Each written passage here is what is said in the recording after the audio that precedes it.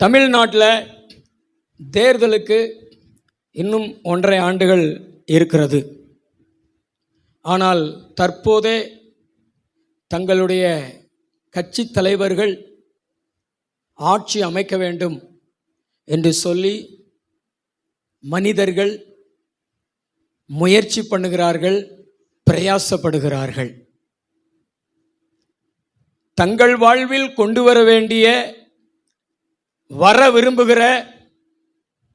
கொண்டு வர வேண்டிய ராஜ்யத்தை இன்னும் கொண்டு வராமல் இருக்கிறார்கள். அல்லேலூயா. தங்கள் வாழ்விலே தாங்கள் கொண்டு வர வேண்டிய ராஜ்யத்தை கொண்டு வராமல் இருக்கிறார்கள். அது தங்களுடைய வாழ்க்கையிலே வர விரும்புகிற ராஜ்யம். அதனால தான் மக்களுடைய வாழ்க்கையில உணவு, உடை, இருப்பிடம் போன்ற அத்தியாவசியங்களுக்கு கூட கஷ்டப்படுகிறார்கள். வறுமைகள், தரித்திரங்கள், கடன் போன்றவைகள் காணப்படுகிறது. அடிமைத்தனங்கள் காணப்படுகிறது. பிசாசின் போராட்டங்கள் காணப்படுகிறது. ஆமென். கைகள் ஒரு தலையில சொல்லுங்களேன். ஹல்லேலூயா. தங்களுடைய வாழ்க்கையில வர விரும்புகிற கொண்டு வர வேண்டிய ராஜ்யத்தை நாம் கொண்டு வர வேண்டும். மத்தேயு சுவிசேஷம் 6வது அதிகாரம் 33வது வசனம். முதலாவது தேவனுடைய ராஜ்யத்தையும், ஃபர்ஸ்ட் பிரதர், ஃபர்ஸ்ட் நீங்க வேற எதையும் தேடி உங்க வாழ்க்கையில கொண்டு வர வேண்டும் என்று நினைக்காதீங்க. இத நீங்க கொண்டு வந்துட்டீங்கன்னா இது உங்களுடைய வாழ்வின் தேவைகளை கொண்டு வந்துரும். முதலாவது தேவனுடைய ராஜ்யத்தையும் அவருடைய நீதியையும் தேடுங்கள், அப்பொழுது இவையெல்லாம் உங்களுக்கு கூட கொடுக்கப்படும். அல்லேலூயா. எல்லாரும் சேர்ந்து அந்த வசனத்தை வாசிக்கலாமா? மத்தேயு 6:33.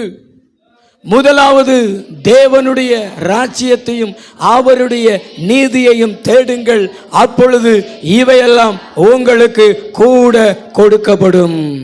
பக்கத்தில் இருக்கிறவங்களை பார்த்து சொல்லுங்களேன், முதலாவது தேவனுடைய ராஜ்யத்தையும் அவருடைய நீதியையும் தேடுங்கள், அப்பொழுது இவையெல்லாம் உங்களுக்கு கூட கொடுக்கப்படும். நல்ல கைத்தட்டி ஆண்டவருக்கு நல்ல ஒரு நன்றி சொல்லலாமா? இந்த வசனத்தை ஆண்டவர் யாருக்கு சொல்றார்? யூதர்களுக்கு சொல்றார். மலை பிரசங்கத்தில் ஆண்டவர் இயேசு கிறிஸ்து தன்னுடைய பிரசங்கத்தில் இந்த வசனத்தை சொல்றார். இந்த வசனத்தில் ஆண்டவர் சொல்லுகிற காரியம், அவங்களிடத்துல இப்பொழுது தேவனுடைய ராஜ்யம் இல்லை, அவங்களிடத்துல இப்பொழுது தேவனுடைய நீதி இல்லை அப்படி சொல்றாரு. அதனால தான் சொல்றாரு, முதலாவதாக தேவனுடைய ராஜ்யத்தையும் அவருடைய நீதியையும் தேடுங்கள். அந்த தேவனுடைய ராஜ்யம் அவங்களிடத்துல இல்லாததுனால தான் கவலை. என்னது கவலை? அதுவும் எதற்காக கவலை? உணவுக்காக, உடைக்காக. அவங்கள பார்த்து சொல்றாரு, எண்ணத்தை உண்போம், எண்ணத்தை உடுத்துவோம் என்று நீங்க ஏன் கவலைப்படுறீங்க? உங்களுடைய பரமபிதா உங்கள் தேவைகளை அறிந்திருக்கிறாரே. காட்டு புஷ்பங்களை பாருங்கள், அவைகள் விதைக்கிறதில்லை, அவைகள் அறுக்கிறதில்லை, பண்டகசாலையில சேர்த்து வைக்கிறதும் இல்லை, அவைகளுக்கு தேவன் பிழைப்பூட்டுகிறார். காட்டு புஷ்பங்களை பாருங்கள், அவைகளும் விதைக்கிறதில்லை, பண்டகசாலையில சேர்த்து வைக்கிறதில்லை, அவைகளுக்கு தேவன் பிழைப்பூட்டுகிறார். அவைகளை பார்க்கலும் நீங்கள் விசேஷமானவர்களே. அப்படி சொல்லிட்டு ஆண்டவர் சொல்றாரு, முதலாவது தேவனுடைய ராஜ்யத்தையும் அவருடைய நீதியையும் தேடுங்க, அப்பொழுது இவையெல்லாம் உங்களுக்கு கூட கொடுக்கப்படும். அதாவது உங்களுடைய தேவையானவைகளும் கொடுக்கப்படும். இன்னும் தேவைக்கு அதிகமான வேறு பல ஆசீர்வாதங்களையும் தேவன் கொடுப்பார். ஹல்லேலூயா. நல்ல கைத்தட்டி ஆண்டவருக்கு நன்றி சொல்லுங்களேன். இன்னைக்கு உங்களுடைய வாழ்க்கையில் கடன், வறுமைகள், தரித்திரம் இதெல்லாம் இருக்குது அப்படின்னா உங்களிடத்துல தேவனுடைய ராஜ்யம் இல்லை. இன்னைக்கு தமிழ்நாட்டு மக்கள் மற்ற ராஜ்யம் தமிழ்நாட்டில் வரணும்னு விரும்புகிறாங்க, பிரயாசப்படுறாங்க, திங்க் பண்ணுறாங்க. ஆனால் அவங்களுக்குள்ளே, அவங்க குடும்பத்துக்குள்ளே, அவங்களுடைய வாழ்க்கையில தேவனுடைய ராஜ்யம் வரணும்னு விரும்புகிறது இல்லை. ஆனா தேவன் விரும்புகிறார். மக்கள் விரும்பி இந்த தேவனுடைய ராஜ்யம் வரணும்னு விரும்பி அதை பெற்றுக்கொண்டார்கள் என்றால் அவங்களுடைய வாழ்க்கையில துக்கமெல்லாம் சந்தோஷமாக மாறும். கைகள் ஒரு தலையிலேயோ சொல்லுவோம் ஹல்லேலூயா. ஏன்னா தேவனுடைய ராஜ்யம் வந்துட்டா முதல்ல அத்தியாவசிய தேவைகள் சந்திக்கப்படும். அடுத்து பார்த்தீங்கன்னா விடுதலை, அடிமைத்தனத்திலிருந்து விடுதலை, பாவத்திலிருந்து விடுதலை. இன்னைக்கு நிறைய பேர் அடிமைத்தனத்தில் கிடக்கிறதுனால தான் அவங்க குடும்பத்தில் சந்தோஷம் இல்லை, சமாதானம் இல்லை. ஆனால் பரிசுத்த ஆவியானவர் வந்துட்டா அங்கே சந்தோஷமும் மகிழ்ச்சியும் காணப்படும். வேதம் சொல்லுகிறது தேவனுடைய ராஜ்யம் புசிப்பும் குடிப்பும் அல்ல, தேவனுடைய ராஜ்யம் பரிசுத்த ஆவியினால் உண்டாகும் சந்தோஷமாய் இருக்கிறது. பரிசுத்த ஆவியானவர் உங்க வாழ்க்கையில வருகிறது தான் தேவனுடைய ராஜ்யம். தேவ ஆவியானவருடைய வல்லமை, தேவ ஆவியானவருடைய அதிகாரம், தேவ ஆவியானவருடைய நடத்துதல் உங்க வாழ்க்கையில வருகிறது தான் தேவனுடைய ராஜ்யம். அந்த ராஜ்யம் வந்துட்டா சந்தோஷம் மட்டும்தான், சமாதானம் மட்டும்தான் எழும்பிக் கொண்டே இருக்கும் உங்க வாழ்க்கையில. கவலைக்கு இடமே இல்லை, கண்ணீருக்கு இடமே இல்லை, அடிமைத்தனங்களுக்கு இடமே இல்லை, கூக்குரல்களுக்கு இடமே இல்லை, புலம்பல்களுக்கு இடமே இல்லை. ஏன்னா அங்கே பரிசுத்த ஆவியானவருடைய ராஜ்யம் இருக்கிறது, தேவனுடைய ராஜ்யம் இருக்கிறது.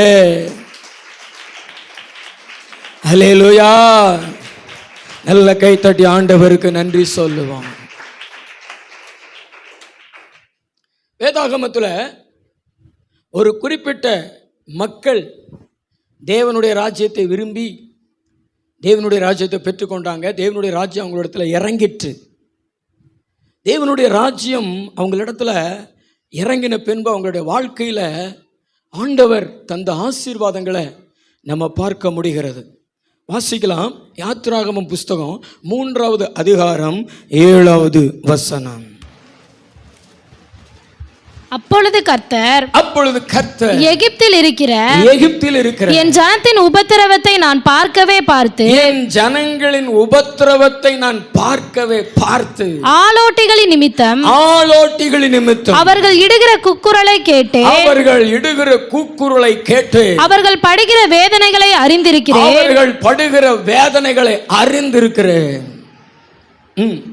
அவர்களை எகிப்தியரின் கைக்கு விடுதலையாக்கவும், எகிப்தியரின் கைகளுக்கு விடுதலையாக்கவும் அவர்களை அந்த தேசத்திலிருந்து நீக்கி கானானியரும் ஏத்தியரும் எமோரியரும் பெரிசியரும் ஏவியரும் எபூசியரும் இருக்கிற இடமாகிய பாலும் தேனும் ஓடுகிற நலமும் விசாலமுமான தேசத்தில் கொண்டு போய் சேர்க்கவும் இறங்கினேன்.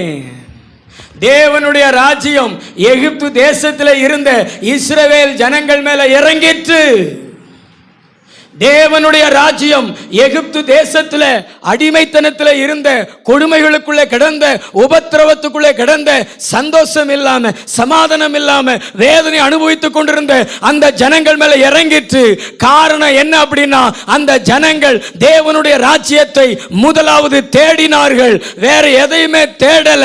அவங்க தங்களுடைய வாழ்க்கையில பெருமூச்சு விட்டு ஜெபித்தார்கள், தேவனை நோக்கி கூக்குரலிட்டார்கள், அபயமிட்டார்கள்.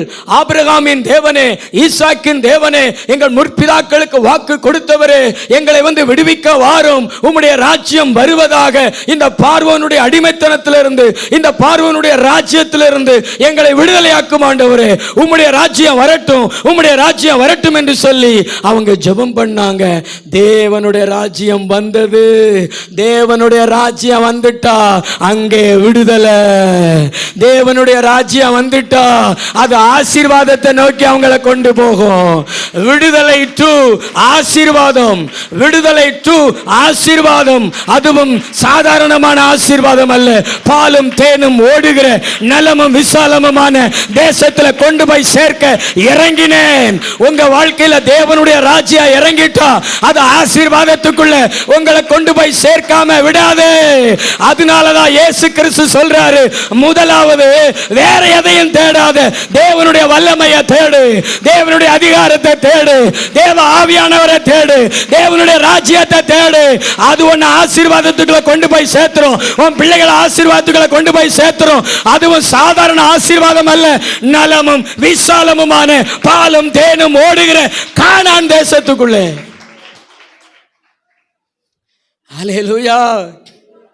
இந்த ரகசியம் நிறைய பேருக்கு தெரியல, கஷ்டப்படுறாங்க, கண்ணீர் வடிக்கிறாங்க. காரணம் தேவனுடைய ராஜ்யத்தை தேடுறதில்லை, எதையோ தேடுறாங்க. ஆண்டவர் சொல்றார், தேவனுடைய ராஜ்யத்தை தேடுங்க, உங்களுக்கு விடுதலை. பக்கத்துங்களை பார்த்து சொல்லுங்களேன், உங்களுக்கு விடுதலை. கையை பிடிச்சு சொல்லுங்களேன், உங்களுக்கு விடுதலை. 18 வருஷமா நிமிர முடியாத இருந்த கூனி மேல கைய வச்சு உன் பலவீனத்தில் இருந்து விடுதலையாக்கப்பட்டாய் என்று சொன்னது போல உங்க மேலையும் கைய வச்சு விடுதலை. அது எத்தனை வருஷ பாடுகளா இருந்தாலும், அடிமைத்தனமா இருந்தாலும், ஒரு இமை பொழுதுல உங்களுக்கு விடுதலை கொடுப்பதுதான் தேவனுடைய ராஜ்யம், கிங்டம் ஆஃப் காட். அதுக்கு பிறகு உன்னுடைய துக்க நாளை நீ காண மாட்ட, அதுக்கு பிறகு உன் வேதனைகளை நீ அனுபவிக்க மாட்ட. ஹல்லேலூயா. குமாரன் இயேசு உங்களை விடுதலையாக்கினால் நீங்கள் மெய்யாகவே விடுதலையாவீர்கள். தேவனுடைய ராஜ்யம் விடுதலையை கொடுக்கக்கூடியது, ஆசீர்வாதத்துக்குள்ள கொண்டு போகக்கூடியது. தேவனுடைய ராஜ்யம் எதுல இருந்தெல்லாம் விடுதலை கொடுக்கும்?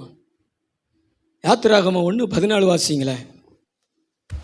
சாந்தும் செங்கலுமாகிய, சாந்தும் செங்கலுமாகிய இவைகளை செய்யும் வேலையினாலும், இவைகளை செய்யும் வேலைகளினாலும், வயலில் செய்யும் சகலவித வேலையினாலும், வயலில் செய்யும் சகலவித வேலைகளினாலும் அவர்களுக்கு அவர்கள் ஜீவனையும் கசப்பாக்கினார்கள், அவர்களுடைய ஜீவனையும் கசப்பாக்கினார்கள்.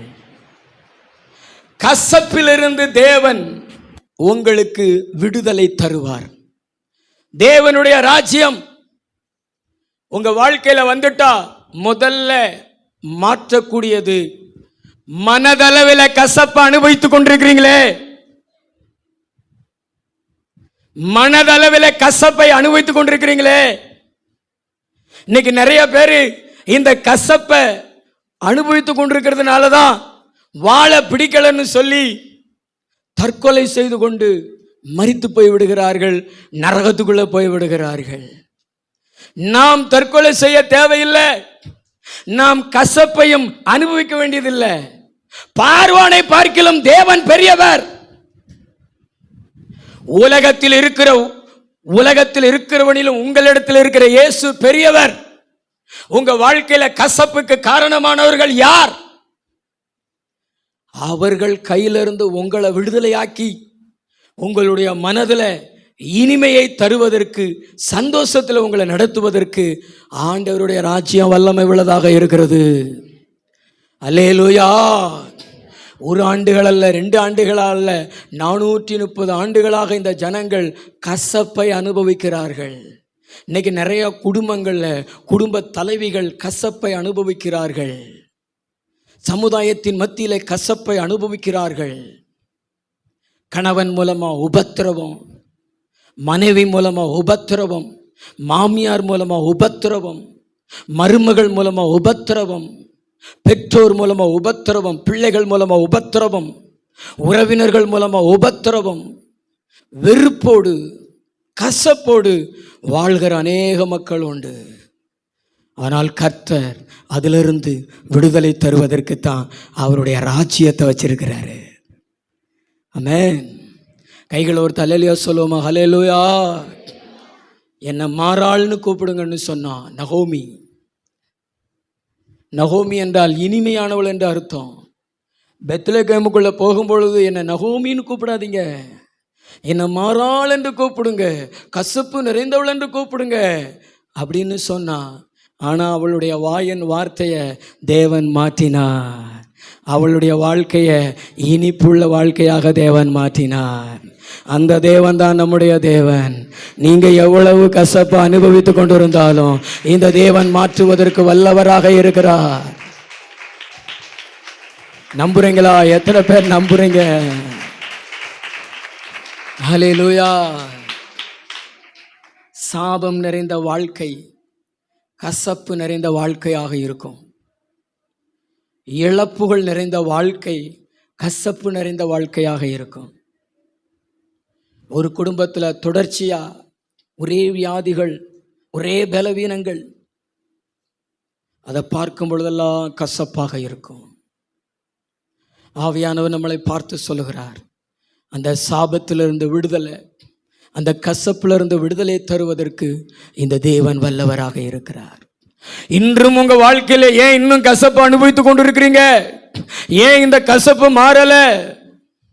நீங்க தான் தேவனுடைய ராஜ்யத்தை தேடுறதில்லையே. நீங்க எதையோ தேடிக்கிட்டு இருக்கிறீங்க.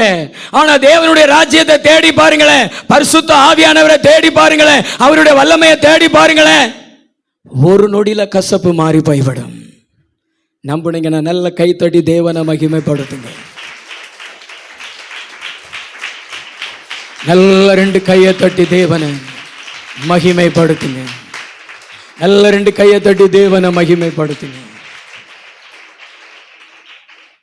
நாம் கசப்போடு வாழ்வதற்கு தேவன் இந்த பூமியில மரிக்கல, ரத்த சிந்தல, கசப்பான காடியை வாங்கி குடித்து கொண்ட தேவன்.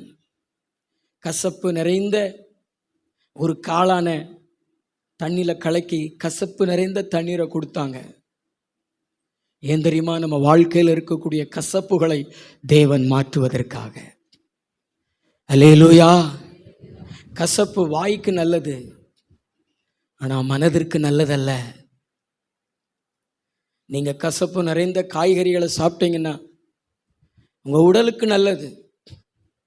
ஆனால் உங்க மனதில் கசப்புகள் வந்துச்சு அப்படின்னா அது உங்க வாழ்க்கைக்கு நல்லதல்ல. சீக்கிரம் பலவீனப்பட்டு சீக்கிரம் மரித்து போய்விடுவீர்கள். அதனால தான் நம்முடைய தெய்வம் நம்முடைய கசப்பை மாற்றி இனிமை உள்ளதா மாத்துறதுக்கு தான் இயேசு நமக்குள்ள வருகிறாரு. தேவனுடைய ராஜ்யத்தை நமக்குள்ள கொண்டு வருகிறாரு. ஹல்லேலூயா. இன்னொரு வசனத்தை வாசிங்க. யாத்ராகமம் புஸ்தகம் 1ஆவது அதிகாரம் 16ஆவது வசனம். நீங்கள் எபிரேய ஸ்திரீகளுக்கு மருத்துவம் செய்யும் போது, நீங்கள் எபிரேய ஸ்திரீகளுக்கு மருத்துவம் செய்யும் பொழுது அவர்கள் மனையின் மேல் உட்கார்ந்திருக்கையில், அவர்கள் மனையின் மேல் உட்கார்ந்திருக்கையில் பார்த்து ஆண் பிள்ளையானால் கொன்று போடுங்கள், ஆண் பிள்ளையானால் கொன்று போடுங்கள், பெண் பிள்ளையானால் உயிரோடு இருக்கட்டும் என்றார். உயிரோடு இருக்கட்டும் என்றார்கள். மருத்துவச்சிகளோ தேவனுக்கு பயந்ததினால் எகிப்தின் ராஜா தங்களுக்கு கட்டளையிட்டபடி செய்யாமல் ஆண் பிள்ளைகளையும் உயிரோடு காப்பாற்றினார்கள். தேவனுடைய ராஜ்யம் உங்களை விதவைகளா இருக்க விடாது. அல்லேலூயா. தேவனுடைய ராஜ்யம் உங்களுக்கு ஆண் பிள்ளைகளை தந்து உங்க குடும்பத்திற்கு ஒரு பலனாக நிற்கும். தேவனுடைய ராஜ்யம், தேவனுடைய ராஜ்யம் ஆண் குழந்தைகளை காப்பாற்றும், குடும்ப தலைவர்களை பாதுகாக்கும். பிசாசினுடைய தந்திரம் என்ன தெரியுமா? பிசாசினுடைய தந்திரம் என்ன தெரியுமா? பிசாசினுடைய தந்திரம், ஒரு குடும்பத்தில் ஆண் குழந்தைகள் நிறையா இருக்கக்கூடாது, அவங்கள சீக்கிரமாக சாகடிக்கணும். எப்படி சாகடிக்கிறது? சர்ச்சுக்கு வர விடுறது கிடையாது. அப்படியே சர்ச்சுக்கு வந்தாலும் சர்ச்சில் ஆண்டவரை அறிய விடுறது கிடையாது. அப்படியே பாவத்துக்குள்ளே கொண்டு போகிறது, பெருமைக்குள்ளே கொண்டு போகிறது, சாகடிக்கிறது. பெத்த தாய்மார்கள் 20 வயசில் 21 வயசில் வாலிப வயசில் தங்கள் பிள்ளைகளை வியாதியிலையோ விபத்திலையோ இழந்து தவிக்கணும். அது சாத்தானுடைய தந்திரம், அது பிசாசனுடைய தந்திரம், அது உலக சாத்தானுடைய ராஜ்யத்தினுடைய தந்திரம். இன்னொன்று, ஒரு குடும்பத்தினுடைய பலன், ஒரு குடும்பத்தினுடைய முதுகெலும்பு கணவர். ஆனால் பிசாசனுடைய தந்திரம் என்ன தெரியுமா? குடும்பத்தில் குடும்ப தலைவரை மரணத்துக்குள்ளே கொண்டு போய் குடும்ப தலைவரை இல்லாமல் செய்து அந்த குடும்பத்தை மகிமை இழக்க செய்யணும், அந்த குடும்பத்தை பலன் இழக்க செய்யணும். அதாவது குறிப்பிட்ட பெண்களை விதவைகளாக்கணும். அதுதான் சாத்தானுடைய தந்திரம். சபையில் விதவைகளாக இருக்கணும், சமுதாயத்தில் விதவைகளாக இருக்கணும், பெண் குழந்தைகள் நிறையா இருக்கணும், பெண் சகோதரிகள் நிறையா இருக்கணும். ஆனால் கணவன் இல்லாமல் இருக்கணும், ஆண் குழந்தைகள் இல்லாமல் இருக்கணும். இதெல்லாம் பிசாசின் தந்திரம். இவனுடைய தந்திரத்தை முறியடிக்க கூடியது தாங்க kingdom of God. Kingdom of God. திருடன் திருடவும் கொல்லவும் அழிக்க வருகிறான் என்று வேறொன்றுக்கு வரான். ஆனா நானோ என்னுடைய ஆண் பிள்ளைகளுக்கு ஜீவன் கொடுக்கவும், குடும்ப தலைவர்களுக்கு ஜீவன் கொடுக்கவும், அது பரிபூரண நாட்கள்ல வாழவும் வந்து நம்பிக்கை இருந்துச்சுன்னா தலைக்கு மேல கை தட்டி தேவனை மகிமைப்படுத்துங்க. நல்ல கையை தட்டி தேவனை மகிமைப்படுத்துங்க. பெண் குழந்தைகளை பெற்றவர்கள், ஆண் குழந்தைகளை பெற்றவர்கள் ரொம்ப ஜாக்கிரதையா இருக்கணும். உங்க குடும்பத்தில் தேவனுடைய ராஜ்யத்தை நீங்க கொண்டு வரணும். உங்க பிள்ளைகளை தேவனுடைய ராஜ்யத்துக்குள்ள கொண்டு வரணும். உங்க பிள்ளைகளுக்குள்ள தேவனுடைய ராஜ்யம் இருக்கணும். அதே மாதிரி ஒவ்வொரு குடும்ப தலைவிகளும் நீங்கள் ஒரு மருத்துவச்சிகள் போல, சிப்பிராள் போல, பூவாள் போல நீங்க ஆண் குழந்தைகளை காப்பாற்றணும். உங்களுடைய கணவரையும் காப்பாற்றணும். எப்படி காப்பாற்றணும்னா அவங்களுக்காக ஜெபிக்கணும். உங்க குடும்பத்துக்குள்ள தேவனுடைய ஆளுகையை கொண்டு வந்துகிட்டு இருக்கணும். உங்க குடும்பத்துக்குள்ள தேவனுடைய வல்லமை இருக்கணும். உங்களுடைய கணவரை தேவனுக்குள்ள கொண்டு வரணும். உங்க கணவரை ஆண்டவரை அறிய வைக்கணும். உங்க குடும்பத்தை தேவனுக்குள்ள நடத்தணும். அப்படி நடத்தும் பொழுது தேவனுடைய ராஜ்யம் உங்க குடும்பத்துக்குள்ள இறங்கி வரும் பொழுது அங்க சாத்தானுடைய அதிகாரம் வேலை செய்யாது, பார்வோன் வேலை செய்ய முடியாது.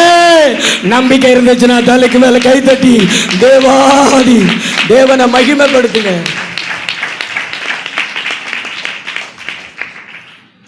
ஏதோ ஒரு காரணத்தை வச்சு பிசாசு உங்கள் குடும்ப தலைவரை விட மாட்டான். உங்கள் வீட்டில் இருக்கிற ஆண் பிள்ளைகளையும் சர்ச்சைக்கு விட மாட்டான். ஏன்னா எளிதில் தூக்கிடுவான். பாவத்துக்குள்ளே உள்ள வச்சு அல்லது பெருமைகளை தூண்டி எளிதில், அதாவது கர்த்தருக்குள்ளே இருக்கிறவங்களை விட கர்த்தருக்கு வெளியே இருக்கிறவங்கள லேசாக தூக்கிடுவான், கழுகு தூக்குற மாதிரி. ஆண் குழந்தைகளை பெற்ற சகோதரிகள், உங்கள் பிள்ளைகளுக்காக நீங்கள் பாரப்படணும். உங்கள் பிள்ளைகளை வியாபாரிக்க விட்டுறக்கூடாது. உங்கள் பிள்ளைகள் பரிசுத்த ஆவியில் நிரம்பி ஜெபிக்கணும். உங்கள் பிள்ளைகள் அந்நிய பாஷைகளில் பேசணும். உங்கள் பிள்ளைகள் பாடி ஆராதிக்கணும். உங்கள் பிள்ளைகள் கர்த்தருக்குள்ளே கழிகுறணும். தாவீதுக்குள்ளே எப்படி ஆவியானவர் அசைவாடினாரோ அது மாதிரி உங்கள் பிள்ளைகளுக்குள்ளே ஆவியானவர் அசைவாடணும். அப்பொழுது தாங்க உங்கள் பிள்ளைகளை நீங்கள் பாதுகாத்து கொள்ள முடியும். அல்லேலூயா. இன்னைக்கு நிறைய பேர் வியாபாரிக்க விட்டுடுறாங்க. ஆண் குழந்தைகளை பெற்ற பெற்றோர்கள் செல்லம் என்கிற பேரில், பாசம் என்கிற பேரில். இன்னொன்று, சர்ச்சுக்கு போகிறதுனால என்ன லாபம்? சர்ச்சில் சர்ச்சுக்கு வா, ஜெபம் பண்ணு, அதிகாலை ஜெபத்துக்கு வா, பைபிள் ஸ்டடிக்கு வா அப்படின்னு பாஸ்டர் கூப்பிடுறாரு, ஓயாமல் கூப்பிடுறாரு. அப்படியெல்லாம் நிறைய பேர் நினைக்கிறது உண்டு. வேறு ஒன்றும் கிடையாதுங்க.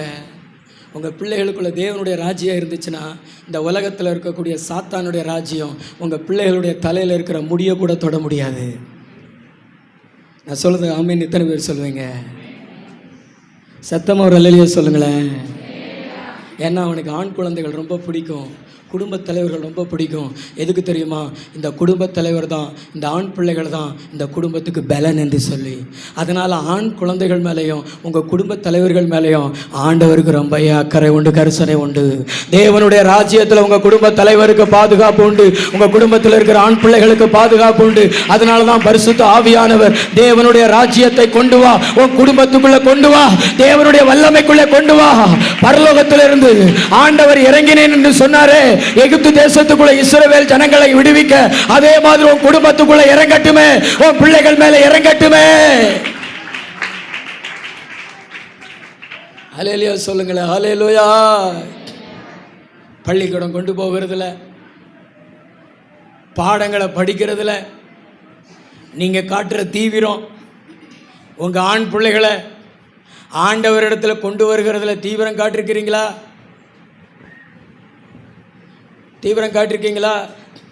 ஒரு பாஸ்டர் சொல்கிறாரு, உன் பிள்ளை எங்கே போயிருக்கு? கூட்டத்துக்கு வராமல் பள்ளிக்கூடம் போயிருக்கு. உன் பிள்ளை எங்கே போயிருக்கு? வெளிநாட்டுக்கு போயிருக்கிறது. உன் பிள்ளை எங்கே போயிருக்கு? அங்கே போயிருக்குது, இங்கே போயிருக்கு. இப்போ நீங்கள் எங்கே போயிருக்கீங்க? நாங்கள் முதியோர் இல்லத்தில் இருக்கிறோம். எங்களை உங்கள் பிள்ளை எங்கே சேர்த்துருச்சு? முதியோர் இல்லத்தில் சேர்த்துருச்சு. ஏன்? உன் பிள்ளை சத்தியத்தை அறியக்கூடாது, வசனத்தை அறிஞ்சிடக்கூடாது அப்படி சொல்லிட்டு நீ படிப்பை காமிச்சு அதை காமிச்சு நீ விளக்குன. சத்தியத்தில் உங்கள் பிள்ளைகள் வளர்ந்துருந்தா கூட உங்கள் பிள்ளைகளிடத்தில் அன்புள்ள இருதயம், பாசமுள்ள இருதயம் இருக்கும். இயேசு கிறிஸ்து சிலுவையில் தொங்கும் பொழுது மரியாளை மறக்கலை. தன்னை இந்த உலகத்துக்கு கொண்டு வந்த பயன்படுத்தப்பட்ட தேவனால் பயன்படுத்தப்பட்ட மரியாளை மறக்கலை. இதோ உன் தாய், இதோ உன் மகன் என்று சொல்லி யோவான் கையில் ஆண்டவர் தன் தாயை கொடுத்தார். ஒரு அல்லேலூயா சொல்லுங்களேன் உற்சாகமாக. சத்தத்தை ஒரு அல்லேலூயா சொல்லுங்களேன். அல்லேலூயா. ஆனால் உங்கள் பிள்ளைகள் வயசான காலத்தில் உங்களை கவனிக்குமா? இன்னைக்கு எத்தனை பெற்றோர்களை பிள்ளைகள் கவனிக்கிறது?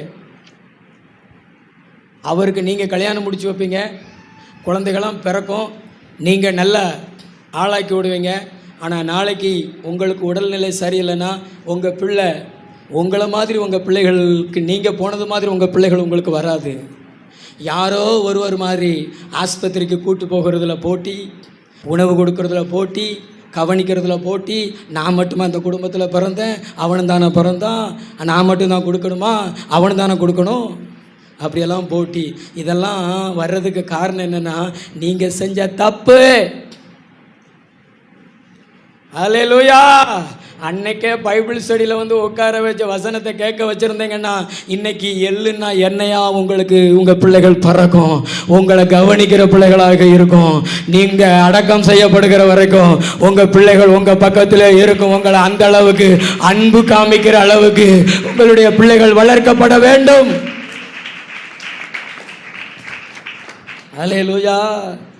இன்னைக்கு எவ்வளவு செல்லமாக வளர்க்குறீங்க. ஆனால் இன்றைக்கி நீங்கள் பார்க்கறது மாதிரி உங்கள் பிள்ளை உங்களை வயசான காலத்தில் பார்க்குமா? பார்க்கும். எப்படி பார்க்கும் தெரியுமா? இப்படி பார்க்கும். கட்டிலில் பெட்டில் படுத்து. ஒரு தாய் மகன் வீட்டில் இருந்தாங்க. மகன் வீட்டில் இருந்து வந்துட்டாங்க. சிஸ்டர் எந்திரிச்சு போகாதீங்க, உட்காருங்க. எதுக்கு எந்திரிச்சு போகிறீங்க அடிக்கடி? ஆமென். கர்த்தர் நல்லவர். கொஞ்ச நேரம் ஆண்டவருடைய வசனத்தை கேட்குறதுக்கு அவ்வளோ கஷ்டமாக இருக்குதா? மற்ற நேரம் வேலை செய்யும் பொழுதெல்லாம் கஷ்டம் இருக்காது, ஆனால் ஆண்டவருடைய வசனத்தை கேட்கும்பொழுது மட்டும் கஷ்டமாக இருக்கும். அவங்க மகன் வீட்டுக்கு போயிட்டு வந்துட்டாங்க. விசாரித்தோம், என்ன வந்துட்டீங்க அப்படின்னு நாங்கள் கேட்டோம். அந்த அம்மா சொன்னாங்க, என் மகன் வந்தார், ஆனால் என்னிடத்துல ஒரு வார்த்தை கூட பேசலை. நல்லா இருக்கிறீங்களாம்மா, சாப்பிட்டீங்களாம்மா அப்படி கேட்கல. அதனால் எனக்கு அங்கே இருக்க பிடிக்கல, வந்துட்டேன் அப்படி சொல்லிச்சு. இதுதான் ஆண் குழந்தைகளை வளர்க்கிற விதம். நீங்கள் அன்னைக்கே வசனத்துக்குள்ளே ஒழிச்சு வச்சுருந்தீங்கன்னா, வசனத்துக்குள்ளே திணிச்சு வச்சுருந்தீங்கன்னா, இன்றைக்கி உங்கள் பிள்ளைகள் பேசலைன்னு வருத்தப்பட மாட்டீங்க. உங்கள் பிள்ளைகள் உங்களை சுமந்து கொண்டு போகிறத பார்த்து ஆனந்த களிப்புடன் ஆண்டவருக்கு நன்றி சொல்லுவீங்க.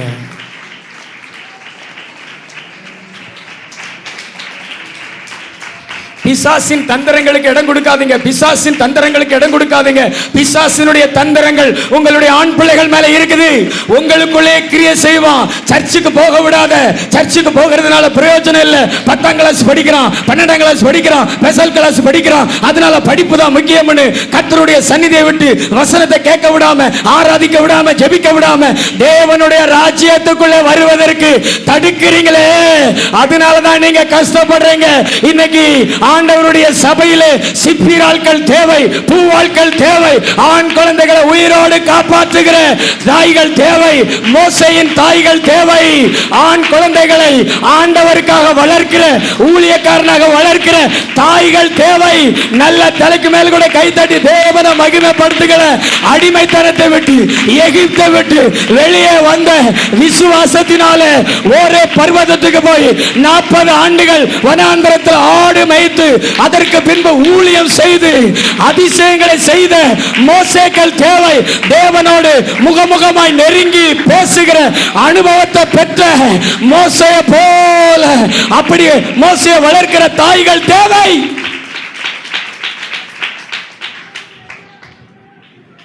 மோசேயினுடைய தாய்க்கு ஈக்குவலா இந்த உலகத்தில் ஒரு தாய் இல்லை. அப்படிப்பட்ட ஒரு தாய்ங்க. அரண்மனையில் வளர்ந்தாலும் நீ பார்வோனுடைய குமாரத்தின் மகன் இல்ல மகனே, நீ எபிரேயன், நீ இஸ்ரவேலன், நீ தேவனுடைய பிள்ளைன்னு சொல்லி சொல்லி சொல்லி சொல்லி வளர்த்து பார்வோனின் குமாரத்தின் மகன் என்று சொல்லப்படுவதை வெறுத்து எகிப்தை விட்டு வெளியே போனார். இன்னைக்கு உங்க பிள்ளைகளுக்கு நீங்க சொல்லி கொடுக்குறீங்களா? நீ தேவனுடைய பிள்ளைடா, வசனம் தாண்டா நமக்கு முக்கியம், தேவ பிரசன்னம் தாண்டா நமக்கு முக்கியம், ஆராதனை தான் நமக்கு முக்கியம், நம்ம எல்லாம் பரலோகத்தின் பிள்ளைகள் என்று சொல்லி நீங்க என்னைக்காவது உங்க பிள்ளைகளுக்கு சொல்லி இருக்கிறீங்களா? ஜாதியை சொல்லி தாருங்க, சொந்தக்காரங்களை சொல்லி தாருங்க, உறவினர்களை சொல்லி தாருங்க, மற்ற எல்லாத்தையும் கற்றுக் கொடுக்குறீங்க. ஆனா தேவனுக்குள்ள உங்க பிள்ளைகள் நிலை நிறுத்தப்படுவதற்கு, எகிப்தை விட்டு, அடிமைத்தனத்தை விட்டு, பாவத்தை விட்டு வெளியே வருவதற்கு உங்க பிள்ளைகளை நீங்கள் வளர்க்கிறீர்களா? மோசேயை வளர்த்தால் அவனுடைய தாய் யோகபேத், ஒரு பிள்ளை, 3 பிள்ளை, 3யுமே சூப்பராக வளர்த்தாங்க. அதில் ஒரு பிள்ளைய தேவனோடு முகமுகமாக பேசுகிற அளவுக்கு, தேவன் இவன் என்னுடைய சிநேகிதன் என்று சொல்லப்படுகிற அளவுக்கு அந்த தாய் வளர்த்தாங்க. அதுக்கு பேர் தான் தாய். லட்சக்கணக்கான ஜனங்களை எகிப்திலிருந்து விடுதலையாக்க தேவனால் பயன்படுத்தப்பட்ட பாத்திரம். ஆட்டு மந்தையை போல கடலை பிளந்து தன் ஜனங்களை வழிநடத்த தேவனால் பயன்படுத்தப்பட்ட பாத்திரம் மோசே. அதுக்கு காரணம், வளர்க்கும் பொழுது, ஒவ்வொரு முறை உணவு ஊட்டும் பொழுது, நீ தேவனுடைய பிள்ளை, நீ தேவனுடைய பிள்ளை, நீ தேவனுடைய பிள்ளைன்னு சொல்லி சொல்லி சொல்லி சொல்லி நாம் ஆபிரகாமின் சந்ததிகள், நமக்கென்று ஆண்டவர் ஒரு தேசத்தை வச்சிருக்கிறார், பாலும் தேனும் ஓடுகிற தேசத்துக்கு போறோம் அப்படி சொல்லி ஊட்டி ஊட்டி ஊட்டி அந்த ஆண் பிள்ளையை வளர்த்து 3 பிள்ளைகளையும் முத்தா மாத்தினாங்களே, அந்த தாய் தான் யோகபேத். நீங்களும் பிள்ளை வளர்க்கீங்களே, படிக்க வைக்கிறீங்க, ஆனால் பாதாளத்துக்கு அனுப்பிடுறீங்க. பைபிள் படிக்க தெரியாமல், ஜெபம் பண்ண தெரியாமல், சர்ச்சுக்குள்ளே வந்து ஆண்டவர் இவங்க கூட போராடுறாரு. கையை தட்டுறதில்ல, வாயை திறக்கிறதில்ல, கண்ணை மூடுறதில்ல. ஆனால் இப்போ உலகத்தை குறித்து எல்லாமே தெரியும் அவங்களுக்கு. சினிமா நடிகர்களை குறித்து தெரியும், மற்ற காரியங்கள்லாம் தெரியும். ஆனால் ஆண்டவரை குறித்து தெரியாது. ஏன்னா நீங்கள் வளர்த்த வளர்ப்பு அப்படி. இன்னைக்கு ஆண்டவர் எதிர்பார்க்கிறார் யோகபேத்துகளை. ஆண் குழந்தைகளை பெற்றெடுத்திருக்கிற ஒவ்வொரு தாய்களுமே நீங்கள் திறப்பில் நின்று என் மேலே தேவனுடைய ராஜ்யம் வரட்டும், என் பிள்ளைகள் மேலே தேவனுடைய ராஜ்யம் வரட்டும்னு நீங்கள் ஜெபம் பண்ணுங்க. இந்த தேவனுடைய ராஜ்யம் உங்களையும் காக்கும், உங்கள் குடும்பத்தையும் காக்கும், உங்கள் கணவரையும் காக்கும். உங்கள் குடும்பத்தில் தேவனுடைய சந்தோஷம், தேவனுடைய மகிழ்ச்சி, தேவனுடைய சமாதானம் நிரம்பி காணப்படும். நல்ல கைத்தட்டி ஆண்டவருக்கு நன்றி சொல்லுங்க. இப்போ இவங்கெல்லாம் கேட்குறாங்க, பொம்பளை பிள்ளைகள் நாங்கள் என்ன சாபமா? நீங்கள் சாபமும் இல்லை, பாவமும் இல்லை. நீங்களும் தேவனால் நேசிக்கப்படுகிறவர்கள். ஒரு ஆண் குழந்தையை பெற்றெடுக்க தேவன் பயன்படுத்துகிற பாத்திரங்கள் ஒரு பெண் பிள்ளைகள். ஆமென், அல்லேலூயா. அதாவது தேவனுடைய ராஜ்யம் இவங்களை பாதுகாக்கிறதுல ரொம்ப தீவிரமாக இருக்கும். பெண் குழந்தைகளையும் பாதுகாக்கிறதுல ரொம்ப தீவிரமாக இருக்கும். இவங்களுக்கும் ஆண்டவருடைய பாதுகாப்பு இருக்கும். இவங்களும் பெருகிடக்கூடாதபடிக்கு பிசாசு போராடுவான். யாத்திராகமம் 1:10 வாசிங்க. அவர்கள் பெருகாதபடிக்கும் ஒரு யுத்தம் உண்டானால் அவர்களும் நம்முடைய பகைஞரோடு கூடி நமக்கு விரோதமாக யுத்தம் பண்ணி தேசத்தை விட்டு புறப்பட்டு போகாதபடிக்கும் நாம் அவர்களை குறித்து ஒரு உபாயம் பண்ண வேண்டும் என்றான். போதும். அதாவது பிள்ளைகள் பிறக்கிறத பிசாசு விரும்ப மாட்டான். நான் சொல்றத நல்ல கவனிங்க. அவனுக்கு ஜனங்கள் உலகத்தில் பெருகக்கூடாது. ஆண் குழந்தையோ பெண் குழந்தையோ அந்த பூமியில பிறக்கக்கூடாது. ஆண் குழந்தைகளோ பூமியில பிறக்கக்கூடாது, பெண் குழந்தைகளோ பிறக்கக்கூடாது. தேவ ஜனங்கள் பெருகக்கூடாது. இந்த பூமியில தேவனால் படைக்கப்பட்ட பிள்ளைகள் பெருகிடக்கூடாது. அப்படியே பெருகினாலும் இந்த பூமியில இயேசு கிறிஸ்து அறியறதுக்குள்ளாக அவனை பாவத்திலேயோ அல்லது விபத்திலேயோ அவனை வியாதியிலையோ ஏதாவது ஒரு விதத்தில் சாகடிச்சிடணும். அதுதான் சாத்தானின் தந்திரம். அதற்கு ஒரு உபாயம் பண்ண வேண்டும் என்று அவன் தீர்மானிக்கிறான். தந்திரம் பண்ண வேண்டும் என்று தீர்மானிக்கிறான். பெருக்கத்தை பிசாசு விரும்ப மாட்டான். ஆனா இந்த சூழ்நிலையில நம்ம செய்ய வேண்டியது என்ன தெரியுமா? நாம் பெருகுவதற்காக தேவனுடைய ராஜ்யத்தை நம்ம வாழ்க்கையில கொண்டு வரணும். அவன் எத்தனை தடை பண்ணினாலும் தேவனுடைய ராஜ்யம் இருக்கிற இடத்துல அது பெருகிக்கிட்டே தான் இருக்கும். அது ஆண் குழந்தையானாலும் பெருகும், பெண் குழந்தையானாலும் பெருகும். ஏன்னா ஆண்டவர் மனுஷனுக்கு கொடுத்திருக்கிற வாக்குத்தத்தமே அதுதான். நோவாவையும் அவனுடைய மனைவி பிள்ளைகளையும் ஆண்டவர் ஆசீர்வதித்து சொன்ன வார்த்தை, நீங்கள் பலுகி பெருகி பூமியை நிரப்புங்கள். ஆபிரகாமுக்கு ஆண்டவர் சொன்ன வார்த்தை, நான் உன்னை ஆசீர்வதித்து வானத்து நட்சத்திரங்களை போல கடற்கரை மணலை போல உன் சந்ததி பெருகி இருக்கும், எண்ணி முடியாததாக இருக்கும். தேவனுடைய ராஜ்யம் உங்களுக்குள்ள வந்துச்சுன்னா உங்க குடும்பம் பெருகும், உங்க பிள்ளைகள் பெருகுவாங்க, உங்களுக்கு பேர பிள்ளைகள் பெருகுவாங்க. உங்க வீட்டுல மலடி இருக்காது, கற்ப விழுகிறது இருக்காது. கர்த்தர் சொல்றாரு, தீர்க்க தரிசனமா சொல்றாரு, சில பிசாசின் ஆவிகள் குழந்தை பிறப்பை தடுத்துக்கிட்டே தான் இருக்கும்.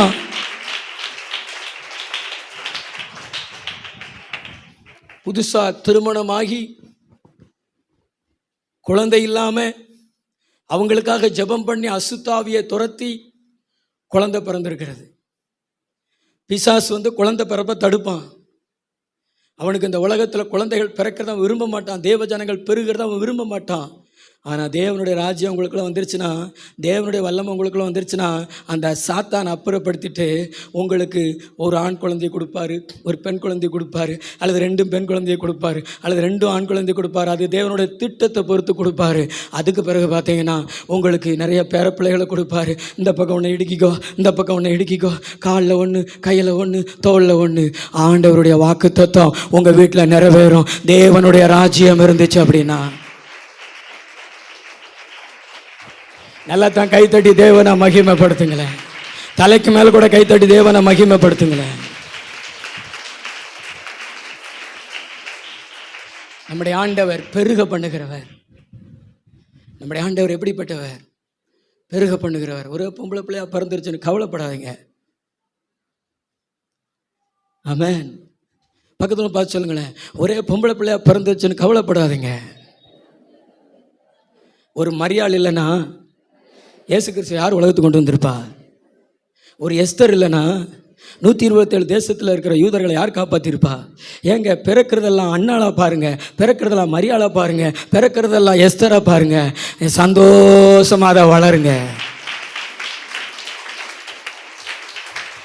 அதாவது நீங்க உங்க கஷ்டத்தை பார்க்குறீங்க, ஆனா ஆண்டவர் அவருடைய திட்டத்தை பார்க்கிறாரு. ஆண்டவருடைய திட்டம். அதனால எனக்கு பொம்பளை பிள்ளையா கொடுத்துட்டார், என்னை நேசிக்கலை, அப்படியெல்லாம் கிடையாது. ஆம்பளை பிள்ளையா கொடுத்துட்டார், அவங்கள மட்டும் நேசிக்கிறார், அப்படியெல்லாம் கிடையாது. தேவன் யாராருக்கு என்ன கொடுக்கணும்னு நினைச்சாரோ அதுதான் கையில் வந்திருக்கிறது. கர்த்தர் நன்மையானதை தருவார், தேசம் அதன் பலனை கொடுக்கும். உங்களுக்கு தேவன் கொடுத்ததை தேசத்துக்கு ஆசீர்வாதமா தேவன் மாத்திடுவாரு.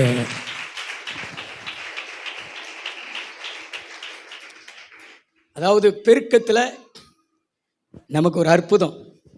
அதாவது கசப்பிலிருந்து விடுதலை, ஆண் பிள்ளைகளுக்கான எதிரான தந்திரத்திலிருந்து விடுதலை, அடுத்து பெருக்கத்தில் ஒரு பெரிய சுதந்திரம். பிசாசு தடுக்க முடியாது. பிள்ளைகள் கர்த்தரால் சுதந்திரம், கற்பத்தின் கனி அவரால் கிடைக்கும் பலன். உங்களுக்கு ஆண்டவர் குழந்தை செல்வங்களை தந்துக்கிட்டே இருப்பார். பக்கத்துவங்க பார்த்து சொல்லுங்களேன், உங்களுக்கு ஆசீர்வாதங்களை தந்துக்கிட்டே இருப்பார். நல்லா கையை பிடிச்சி சொல்லுங்க, உங்களுக்கு தந்திருக்கிறாரு, உங்கள் பிள்ளைகளுக்கு தருவார், உங்கள் பேர பிள்ளைகளுக்கு தருவார், 1000 தலைமுறைகளுக்கு இறக்கம் பண்ணிக்கிட்டே இருப்பார். நம்புறீங்களா? எத்தனை பேர் நம்புறீங்க? எனக்கு குழந்தை இல்லையே, என் பிள்ளைக்கு குழந்தை இல்லையே நீங்கள் ஜெபிச்சுக்கிட்டு இருக்கிறீங்கள, சீக்கிரத்தில் தேவன் தரப்போகிறாரு. சீக்கிரத்தில் சுகவாழ்வு தொழிற்க போகிறது.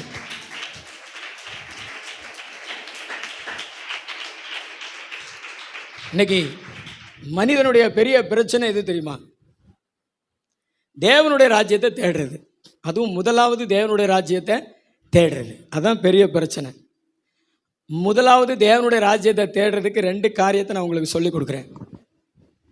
2 காரியத்தை. உற்சாகமாக இருக்கிறீங்களா? உற்சாகமாக இருக்கிறவங்க 2 கை உயர்த்தி சத்தத்தை ஒருத்தர் வர அல்லையே சொல்லுங்க. தலைக்கு மேலே நல்லா கை உயர்த்தி அல்லையே சொல்லுங்க.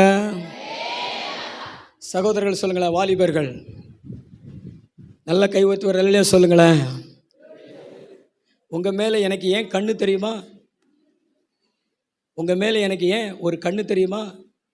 சாத்தானுடைய கண்ணு உங்கள் மேலே இருக்கிறதுனால தான் உங்களை அடிக்கடி நான் கண்காணித்து உங்களை கர்த்தருக்குள்ளே பாதுகாக்க நான் பிரயாசப்படுகிறேன். தேவனுடைய ராஜ்யமும் பரிசுத்த ஆவியானவர் உங்களுக்குள்ளே வந்துட்டார்னா பாவத்தை நீ எட்டி உதப்ப. இன்னைக்கு பாட்டில் இடுப்பில் சொருகிட்டு போகிற நீ பாட்டில் காலால் உதைச்சிட்டு போவ. அந்த அளவுக்கு தேவன் உனக்கு பலன் கொடுத்துருவார். அல்லேலூயா, அல்லேலூயா. எட்டி உதைக்க வச்சிருவாரு. யோசேப்பா எழுப்பிடுவாரு, யோசேப்பா எழுப்பிடுவார். தேவனுடைய ராஜ்யத்தை முதலாவது தேடுவது எப்படி? நேற்று ஒரு சகோதரி அவங்களுடைய பிரச்சனைகளை போன் மூலமாக சொல்லிக்கொண்டே இருந்தாங்க. அதுக்கு பிறகு ஒரு வார்த்தை சொன்னாங்க, பாஸ்டர் எனக்கு சர்ச்சுக்கு வரதே பிடிக்கல, சர்ச்சுக்கு வந்து ஒன்றும் நடக்க மாட்டேங்குது, அதனால சர்ச்சுக்கு வர்றதுக்கே எனக்கு விருப்பம் இல்லை அப்படி சொன்னாங்க. நான் புரிந்து கொண்டேன். நான் செய்தியெல்லாம் எழுதிட்டேன். அப்போ ஓ, இந்த பாயிண்ட் அந்த சகோதரிக்கு தான் போல நினச்சிக்கிட்டேன். அல்லேலூயா. நீங்க கூட அப்படித்தான் நினைப்பீங்க. ஆண்டவரை தேடி எனக்கு என்ன கிடைக்குது, ஆண்டவரை தேடி எனக்கு என்ன கிடைக்குது, ஆண்டவரை தேடி எனக்கு என்ன கிடைக்குது, இப்படியே நீங்க நினைச்சுக்கிட்டு இருந்தீங்கன்னா, இப்படியே எண்ணிக்கிட்டு இருந்தீங்கன்னா தேவனுடைய ராஜ்யத்தை நீங்க காண முடியாது. நம்ம எப்படி எண்ண வேண்டும்? தேடினேன் பலன் என்று, தேடினேன் பலன் இல்லை என்று எண்ணாமல் தேடினால் பலன் வரும் என்று எண்ணுவது, தேடுவது. இப்ப நான் தேடிக்கிட்டு இருக்கிறேன், எனக்கு ஒண்ணு இல்லையே அப்படின்னு நீங்க நினைக்கிறத விட்டுட்டு நான் தேடுறேன், நான் தேடுறேன், நான் தேடுறேன், நான் தேடிக்கிட்டே இருக்கேன், நான் தேடிக்கிட்டு இருக்கேன், ஆனா ஒரு நாள் பலனை பாப்பேன், என் தேவன் பலன் கொடுப்பாரு அப்படின்னு நீங்க எண்ணி தேடுவதுதான் முதலாவது தேவனுடைய ராஜ்யத்தை தேடுவதற்கு உதவியாக இருக்கும். நல்ல கைத்தட்டி ஆண்டவருக்கு நன்றி சொல்லுங்களேன்.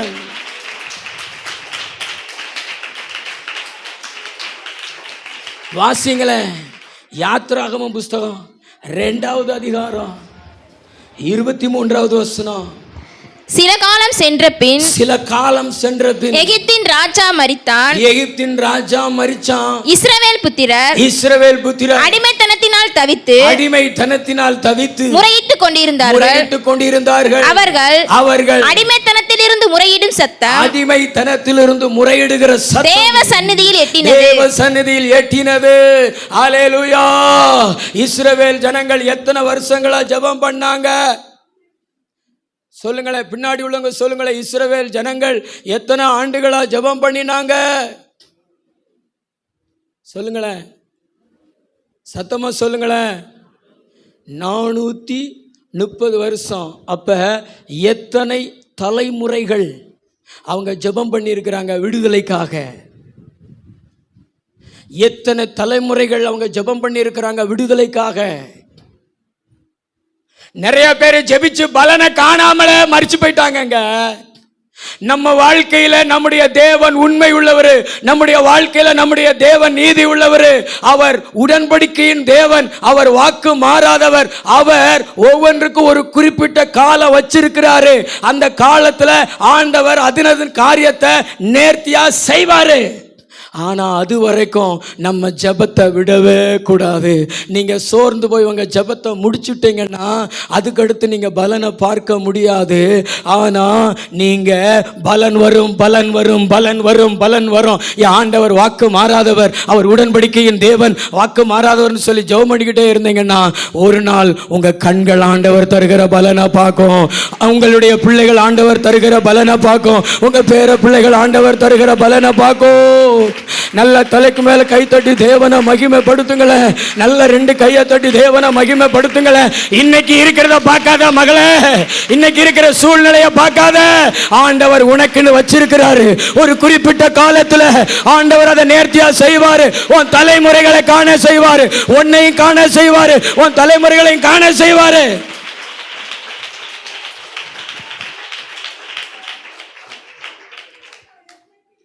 இந்த தாமதத்தை கண்டுதான் அநேகர் தளர்ந்து போறாங்க. தாமதம் எதுக்கு தெரியுமா? உங்களுக்கு சிறந்ததை கொடுப்ப தேவன் சிறந்ததை கொடுப்பார். வேதாகமத்தில் யாருக்கெல்லாம் தாமதிச்சாரோ அவங்களுக்கெல்லாம் சிறந்ததை கொடுத்திருக்கிறார். அன்னாளுக்கு ஆண்டவர் ஒரு சாமுவேலை கொடுக்க அன்னாள் காத்திருக்க வேண்டியிருந்தது. ஆண்டவர் சிறந்ததை கொடுத்தாரே. ஆபிரகாமுக்கு ஈசாக்க கொடுத்தார், ஒரு சிறந்ததை கொடுத்தாரே. சகாரியா எலிசபெத் அவங்களுக்கு ஒரு யோவான் ஸ்நானகன், ஒரு சிறந்த ஊழியக்காரன் அவங்களுக்கு கொடுக்க வேண்டியிருந்தது. ஆண்டவர் அதனால தான் வயது முதிர் கால வரைக்கும் அவங்கள காத்திருக்க வைத்தார். ஒன்று புரிஞ்சுக்கோங்க, உங்களுக்கு அற்புதம் தாமதிக்கனா உங்களை ஆண்டவர் மறக்கலை, உங்கள் ஜெபத்தை கேட்காம இல்லை, ஆண்டவர் ஜெபத்தை கேட்டுக்கிட்டே இருக்கிறாரு. உங்களுக்கு சிறந்ததை கொடுப்பதற்கு தான் அவர் காத்திருக்கும்படி செய்கிறாரு. அவரும் பொறுமையோடு காத்திருக்கிறார். நீங்களும் பொறுமையோடு காத்திருங்க. நல்ல 2 கையை தட்டி ஆண்டவருக்கு மகிமை. காத்திருங்க. பொறுமை இழந்து போகாதீங்க. சிலர்லாம் பார்த்தீங்கன்னா காலில் சுடுதண்ணியை ஊற்றிக்கிட்டு நிற்பாங்க. திருமணமாகி 2 வருஷம் ஆன உடனே உலகத்துக்கு பதில் சொல்ல முடியாது. எங்க ஒன்றும் இல்லையா, எங்க ஒன்றும் இல்லையா? இருக்கு இருக்கு, இடுப்பில் தான் இருக்கு, உன் கண்ணுக்கு தெரியாது. ஆனால் ஆண்டவர் வச்சிருக்கிறார், 2 குழந்தைகளை வச்சிருக்கிறார். அதுதான் உண்மை. ஆமென். கரவைத்து ஒரு அல்லேலூயா சொல்லுங்களேன். அல்லேலூயா. ஆண்டவர் 7 ஆண்டுகள் கழித்தோ அல்லது 3 ஆண்டுகள் கழித்தோ அல்லது 5 ஆண்டுகள் கழித்தோ அல்லது 15 ஆண்டுகள் கழித்தோ கர்த்தர் அநேகருக்கு முன்னாடி ஒரு கற்பத்தின் கனியை கொடுத்து ஆண்டவர் ஆசீர்வாதித்து உயர்த்துகிறாரே. அல்லேலூயா. தாமதம் ஆண்டவர் நம்மளை மறக்கலை, ஆண்டவர் நம்மளை கைவிடலை. சோர்ந்து போகாதீங்க. யோவான் சுவிசேஷத்தில் 11வது அதிகாரத்தில் 39வது வசனத்தில் ஒரு பெண் ஆண்டவரை குத்தி காமிக்கிறாள். அவளுடைய பேர் என்ன பேர் அப்படின்னா மார்த்தாள். அவளுடைய சகோதரன் இறந்து போயிட்டான். உடல்நிலை சரியில்லாமல் இருக்கும் பொழுதே ஆண்டவருக்கு சொல்லி அனுப்புகிறார். ஆனால் ஆண்டவர் வரல. அந்த சகோதரனும் செத்து அடக்கம் செய்யப்பட்டுட்டான். ஆனால் அதுக்கு பிறகு ஆண்டவர் வராரு. அவளுக்கு முழு மனசாக அவரை விசுவாசிக்க முடியலை. ஒரு ஓரத்தில் அவரை குறித்து ஒரு வருத்தம் இருக்கிறது. இப்போ கல்லறைக்கு முன்னாடி நிற்கிறாங்க. ஆண்டவர் சொல்றாரு கல்லை புரட்டி தள்ளுங்கன்னு சொல்றாரு. இந்த மார்த்தாள் என்ன சொல்றாரு தெரியுமா? ஆண்டவரே 4 நாள் ஆச்சு, நாருமே. நீர் 4 நாள் கழிச்சு வந்திருக்காரு, நாருமே. நீர் 4 நாள் கழிச்சு வந்திருக்கிறீரு, நாருமே. 4 நாள் கழிச்சு ஏன் வந்திருக்கேன் தெரியுமா? நாற்றம் பிடித்ததை கூட உனக்கு உயிரோடு எழுப்பி தரதுக்கு தான் நான் வந்திருக்கிறேன். அல்லேலூயா. கல்லை புரட்டி தள்ளுறாங்க. நீ விசுவாசித்தால் தேவனுடைய மகிமையை காண்பாய்ன்னு சொல்லிட்டு கல்லை புரட்டி தள்ள சொல்றாரு. லாசருவே வெளியவான்னு கூப்பிடுறாரு.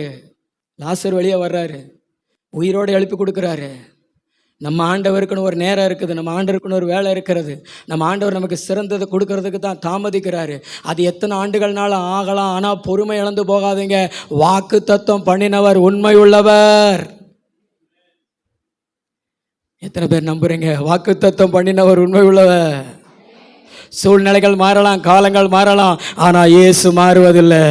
உங்களுக்கு கொடுத்த வாக்கு தத்தத்தை கண்டிப்பா நிறைவேற்றுவாரு. நல்ல 2 கையை தட்டி ஆண்டவருக்கு நன்றி சொல்லுங்க. நாருமே 4 நாள் ஆயிற்று அப்படி நீங்க சொல்லலாம். ஆனா ஆண்டவர் அந்த நாரக்கூடியதை கூட, அந்த 4 நாள் ஆனதை கூட ஆண்டவர் உங்களுக்கு பிரயோஜனப்படுத்தி தருவாரு, உயிரோடு எழுப்பி தருவாரு. அவர் எதையும் செய்ய வல்லவர் என்று எண்ணுங்கள். அந்த இஸ்ரவேல் ஜனங்களுக்குள்ள அந்த எண்ணம் இருந்தது. யெகோவா தேவன் எதையும் செய்ய வல்லவர், கண்டிப்பா எங்களை கொண்டு வந்து விடுவிப்பார்னு விசுவாசிச்சாங்க. கர்த்தர் பயங்கரமான வல்லமை வெளிப்படுத்தி அவங்களை விடுவிச்சார். இந்த உலகத்தில் வேற எந்த ஜாதிகளுக்கும் செய்யப்படாத அதிசயங்கள், அற்புதங்கள் இஸ்ரவேல் ஜனங்களுக்கு எகிப்தில் செய்யப்பட்டது. அந்த பார்வோன் ஆண்டவர் பம்பரமா சுத்த வச்சாரு. என் பிள்ளைகளை உபத்திரவப்படுத்தினியான்னு சொல்லிட்டு அந்த உபத்திரவத்துக்கு ஆண்டவர் அவனை பழி வாங்கினார் கர்த்தர். நம்முடைய ஆண்டவர் வல்லமை உள்ளவர். உங்க வாழ்க்கையில எதையும் எப்பவும் செய்ய வல்லவராய் இருக்கிறார். அதனால இப்ப நடக்கிற காரியங்களை வச்சு தீர்மானித்து சோர்ந்து போகாதீங்க.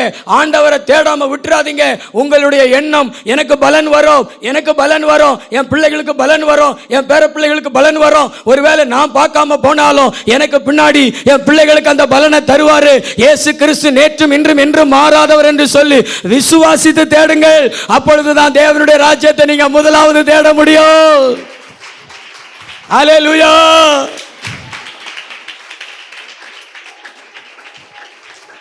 இல்லைன்னா தேட முடியாது, இல்லைன்னா சோர்ந்து போவீங்க. பலன் தருவார், பலன் வரும். நாங்களாம் அப்படித்தான் ஊழியம் செய்கிறோம், நாங்களாம் அப்படித்தான் ஜெபம் பண்ணுறோம். கர்த்தர் தந்துக்கிட்டே இருக்கிறாரு. ஒரு குறிப்பிட்ட நாள் நம்ம ஊழியம் பெரிய ஊழியமாக இருக்கும். இன்னைக்கு நம்ம ஜெபிக்கிற அந்த ஜெபத்துக்கு அன்றைக்கு ஆண்டவர் பலன் தருவார். அப்படித்தான் ஜெபிக்க விசுவாசிக்கிறோம். அதனால தான் அவரை முதலாவது தேட முடிகிறது. நீங்களும் தேடுங்க. தேடுவீங்களா? தேடுவீங்களா? முதலாவது தேவனுடைய ராஜ்யத்தை தேடுவீங்களா? எத்தனை பேர் தேடுவீங்க? இன்னொன்றை வாசிச்சிடலாமா? சங்கீதம் 34:5. அவரை நோக்கி பார்த்து பிரகாசம் அடைந்தார்கள். அவரை நோக்கி பார்த்து பிரகாசம் அடைந்தார்கள். அவர்கள் முகங்கள் வெட்கப்படவில்லை. அவர்கள் முகங்கள் வெட்கப்படவில்லை. இந்த இஸ்ரவேல் ஜனங்களை குறித்து தான் இன்னொன்று காரியம் சொல்லப்பட்டிருக்கிறது. இன்னைக்கு நமக்கு விரோதமா, நான் சொல்றேன் நல்ல கவனிங்களேன், நமக்கு விரோதமா ஒரு சத்துரு எழும்புறான், உபத்திரவங்கள் பெருகுகிறது. நம்ம என்ன செய்வோம்? நீங்க என்ன செய்வீங்க? என்ன செய்வீங்க? அவங்க கூட யுத்தம் பண்ணுவதற்கு உங்களுடைய பலத்தை ஆயத்தப்படுத்துவீங்க, ஆயுதங்களை ஆயத்தப்படுத்துவீங்க, உங்களுக்கு தெரிந்த நண்பர்களை ஆயத்தப்படுத்தி எப்படி ஆகிலும் அவனை நம்ம ஜெயிக்கணும், அவனை நம்ம முறியடிக்கணும் அப்படி சொல்லிட்டு மாம்சத்தில் இறங்குவீர்கள். ஆனால் இந்த ஜனங்கள் தேவனை மட்டும் நம்பியிருந்தார்கள், தேவனை மட்டும் நம்பியிருந்தார்கள், தேவனை மட்டும் நம்பியிருந்தார்கள், தேவனை மட்டும் நம்பியிருந்தார்கள். வேற எந்த மாமிச முயற்சியையும், வேற எந்த சரீர முயற்சியும் செய்யவில்லை. நீங்களா இருந்தால் என்ன செய்வீங்க? 2 நாளைக்கு பொறுத்து பார்ப்பீங்க. ஒரு பேய் போகலைன்னா பார்க்குறதையும் பார்க்கணும்ல. என்னத்தை பார்க்கணும்? பார்க்குறதையும் பார்க்கணும். அப்படின்னா என்ன அர்த்தம்? வேற எங்கேயாவது போ, செய்வினக்காரன்ட்ட போ, மந்திரவாதிட்ட போ, பூசாரிட்ட போ. இப்படியெல்லாம் வேறொன்றின் மேலே நம்பிக்கை வச்சு தேவன் மேலே நம்பிக்கை வச்சுருந்தீங்கன்னா நீங்கள் முதலாவது தேவனுடைய ராஜ்யத்தை தேட முடியாது. ஆனால் எந்த காரியத்தின் மேலே நீங்கள் நம்பிக்கை வைக்காமல் ஆண்டவர் தான் முழங்கால முடக்கு, ஜெபம் பண்ணு, ஸ்தோத்திரம் பண்ணு, நாட்களானாலும் மாதங்களானாலும் கர்த்தர் நமக்கு ரட்சிப்பை தருவார்னு நீங்கள் அவர் மேலே மட்டும் நம்பிக்கை வச்சுருந்தீங்கன்னா நீங்கள் தேவனுடைய ராஜ்யத்தை தேடுவீங்க. இந்த தேவனுடைய ராஜ்யம் உங்களுக்கு விடுதலையை கொண்டு வரும், உங்கள் முகத்தில் பிரகாசத்தை கொண்டு வரும். நீங்கள் வெட்கப்பட்டு போகவே மாட்டீங்க. நான் சொன்னது புரிந்ததா? அல்லேலூயா. ஒரு குறிப்பிட்ட பிரச்சனை வந்த உடனே படக்குன்னு போலீஸ் ஸ்டேஷனுக்கு போகிறது, கோர்ட்டுக்கு போகிறது, சண்டைக்கு போகிறது, இதெல்லாம் மாமிசத்தின் மேலே உங்களுக்கு நம்பிக்கை இருக்கிறது என்கிற அடையாளம். முழங்கால முடக்கி ஜெபிக்கணும். கர்த்தர் காரியங்களை மாற்றுவார். ஒரு வியாதி வந்துருச்சுன்னா உடனே மருத்துவமனைக்கு தூக்கிட்டு ஓடுறது, மருத்துவமனைக்கு போகிறது தவறல்ல. ஆனால் அதுக்கு முன்னாடி முழங்கால நின்று ஜெபம் பண்ணுங்க, பாஸ்டர் கூட்டி ஜெபம் பண்ணுங்க. வேதம் அப்படி தான் சொல்லுகிறது, ஒருவன் வியாதிப்பட்டால் அவன் சபை மூப்பர்களை வரவழைப்பானாக, அவர்கள் கர்த்தருடைய நாமத்தில் எண்ணெய் பூசி ஜெபிப்பார்கள். விசுவாசமுள்ள ஜெபம் புண்ணியாளியை ரட்சிக்கும், கர்த்தர் அவனை எழுப்புவார் சொல்லியிருக்கிறதா? ஆனால் நீங்கள் என்ன செய்வீங்க? எல்லாம் மாத்திரை மேலே நம்பிக்கை, மருந்து மேலே நம்பிக்கை, ஊசியின் மேலே நம்பிக்கை. நான் சொல்கிறேங்க, அந்த மருந்து மாத்திரையை ஆண்டவருடைய கிருபை இல்லைன்னா வேலை செய்யாது. ஆமென். உற்சாகம் ஒரு அல்லேலூயா சொல்லுங்களேன். அல்லேலூயா. ஆண்டவர் தான் எல்லாம். நானே உன் பரிகாரியான கர்த்தர்னு. அதனால் வேறு எதன் மேலே நம்பிக்கை வைக்காதீங்க. முழு நம்பிக்கை யார் மேலே வைங்க? பணத்தின் மேலே நம்பிக்கை வைக்காதீங்க, படிப்பின் மேலே நம்பிக்கை வைக்காதீங்க, அழகின் மேலே நம்பிக்கை வைக்காதீங்க, சொந்தக்காரங்க பேக்ரவுண்டு மேலே பெருசாக நம்பிக்கை வைக்காதீங்க. தேவன் மேலே நம்பிக்கை வைங்க. அதெல்லாம் கொடுத்துருந்தாருன்னா சந்தோஷமாக கர்த்தருக்கு ஸ்தோத்திரம் செலுத்துங்க. கவர்மெண்ட் வேலை கொடுத்துருந்தாருன்னா கர்த்தருக்கு ஸ்தோத்திரம் செலுத்துங்க. காசு பணம் கொடுத்துருந்தாருன்னா கர்த்தருக்கு ஸ்தோத்திரம் செலுத்துங்க. ஆனால் நம்பிக்கையை தேவன் மேலே வைங்க. அப்படிங்களா? அப்படின்னா தான் நீங்கள் முதலாவது தேவனுடைய ராஜ்யத்தை என்ன செய்ய முடியும்? தேட முடியும். இந்த ரெண்டு காரியத்தை செய்யுங்க. கர்த்தரை மட்டும் நம்பிக்கொண்டிருப்பது. தேடினேன் பலன் இல்லை என்று எண்ணாமல் தேடினால் பலன் வரும். உங்களுக்கு பலன் வரும். பக்கத்தில் பார்த்து சொல்லுங்களேன், உங்களுக்கு பலன் வரும். முழங்கால் படிக்கட்டி ஜெபம் பண்ணுவோமா? கர்த்தருடைய பந்திக்கு நம்ம ஆயத்தமாவோமா? கர்த்தருடைய பந்திக்கு நம்ம ஆயத்தமாவோமா?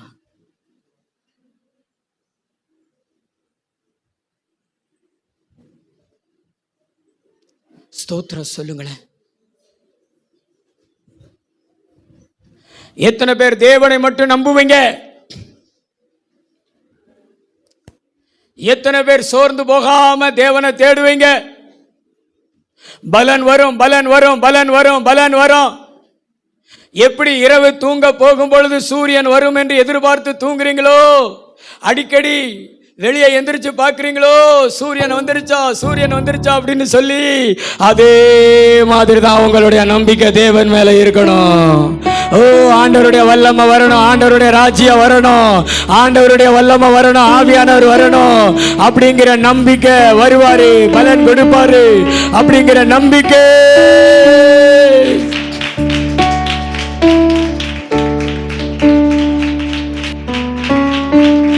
சோர்ந்து போகாதீங்க, சோர்ந்து போகாதீங்க.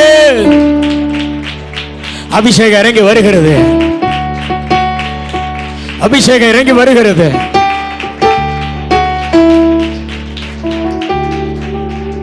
எத்தனை பேர் இந்த சத்தியத்துக்கு நீங்க அர்ப்பணம் செய்றீங்க?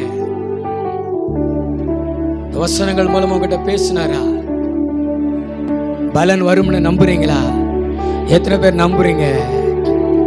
ஒரு வீடு கட்டி தருவார்னு சொன்னார, தருவாரு அப்படின்னு நம்புறீங்களா? திருமணம் நடக்குன்னு நம்புறீங்களா? நல்ல கையை உயர்த்தி.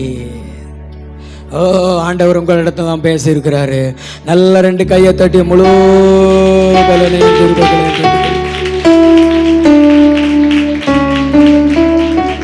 நல்ல 2 கைகளை தட்டி அபிஷேகத்தில் நிரம்பி அந்நிய பாஷையில நிரம்பி வாலாக்காமல் தலையாக்க போகிறது.